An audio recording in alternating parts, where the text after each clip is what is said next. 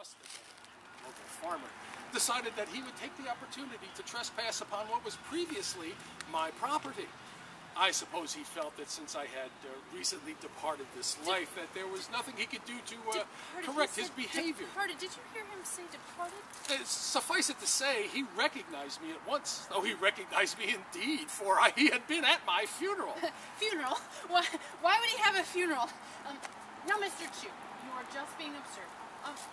Actually, you might not be feeling very well. You do look rather ghastly. Here, please, step into the light. Would you hold this? Certainly. I must check your complexion. Oh my, your coat is clay, sir. I think my corset is too snug. Is it warm in here? Oh dear. No. Women do seem to work themselves up, so.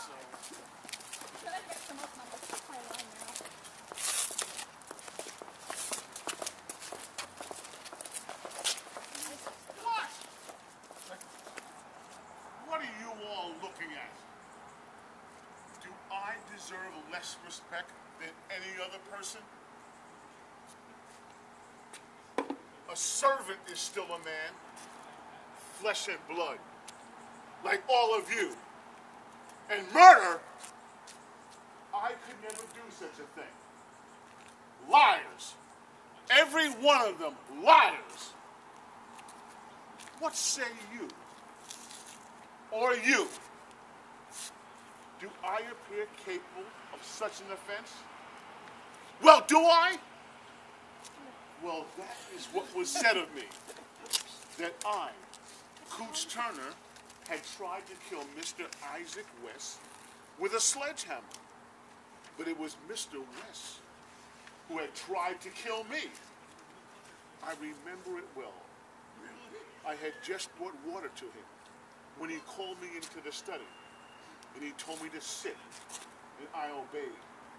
And without warning, he struck me in the head, killed me instantly. Self-defense, he told the public.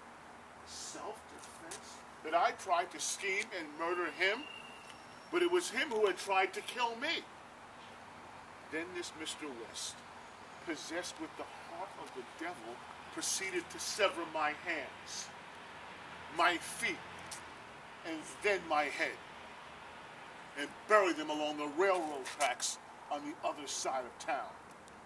Then upon his return, he skinned my body. And what of my skin? He disposed it in a large bucket. And under the darkness of night, tried to bury it, attracting the town stray dogs of my foul-smelling skin. And to what of this murder? Mr. West wanted to collect on the insurance money. With what was left of my body, he set it aflame, burning down his own shop. I guess he thought without any head, hands, or feet that nobody would know the difference. And after all of this, after everything he had done to me, he said that I had tried to rob and murder him. And after all of this, everything had done to me, have you heard if Mr. West was tried for murder? Do you think justice was served? I don't think Mr. West was tried for murder at all. You folks get out of here. Mr. West, please leave this area now. Go! My arm, Mr. West, my arm. Her blood is on the hands of all of you who live in this town, for we allowed her to be murdered in a most barbaric manner. Oh, heavens. Well, what happened to Elizabeth? One night, about 5 years previous, I was summoned to that house. And what I saw that night haunts me still.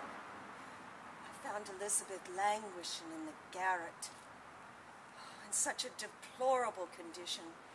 Her legs and her thighs were mortified by stripes, and she was covered with infection and maggots.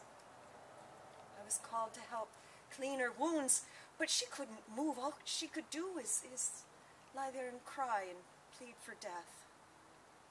And that wicked woman left us to tend to her while she went off to the races with William Shermer. Poor Elizabeth was too weakened by hunger and infection, and she died before Charity's return.